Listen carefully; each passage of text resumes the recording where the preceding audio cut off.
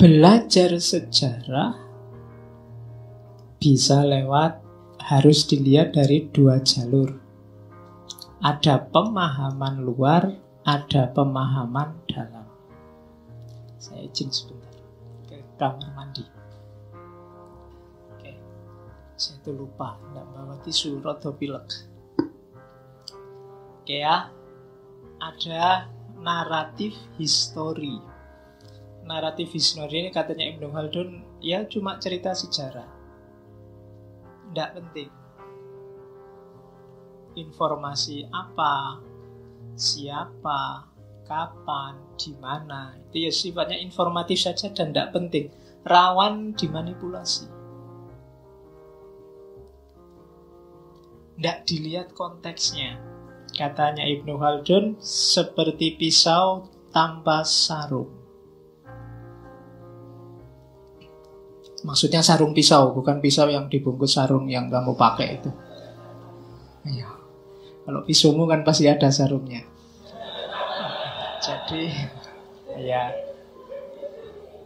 Oke, pisau tanpa sarung itu sejarah yang tanpa konteks. Cuma cerita naratif, yang itu biasanya kita terjebak di situ. Seolah-olah ya wis itu yang terjadi. Enggak, dia pasti versi. Jangan cuma dibaca luarnya, jangan cuma melihat yang naratifnya. Kita harus masuk ke pemahaman dalam. Jadi membaca sejarah secara kritis. Oke. Jadi sejarah itu harus bersifat nazar dan tahqiq. Pertanyaannya bukan cuma apa, siapa, kapan, di mana, tapi bagaimana, mengapa, dan apa jadinya.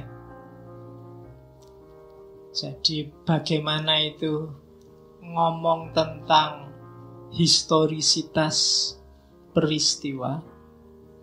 Historisitas itu ya bagaimana, berarti bagaimana peristiwa itu terjadi, urutannya, kronologinya, dan seterusnya. Kemudian mengapa peristiwa itu terjadi, dan selanjutnya bagaimana atau apa jadinya. Ini hubungannya dengan kausalitas sejarah, sebab akibatnya. Jadi kalau ada diceritakan pada kita sebuah narasi sejarah, jangan berhenti di situ, kita masuk ke dalam. Bagaimana peristiwa itu bisa terjadi? Mengapa peristiwa itu terjadi?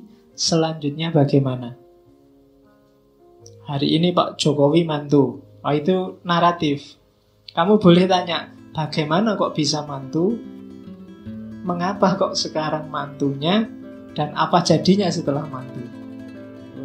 Itu namanya aspek dalam. Ada tahqiq, ada nazar.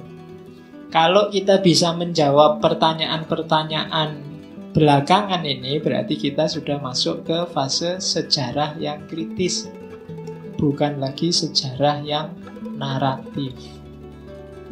Nah, Ibnu Khaldun inginnya kajian sejarah itu ya yang versi kritis itu, bukan sejarah yang hanya cerita. Karena sejarah yang hanya cerita itu tidak ada gunanya.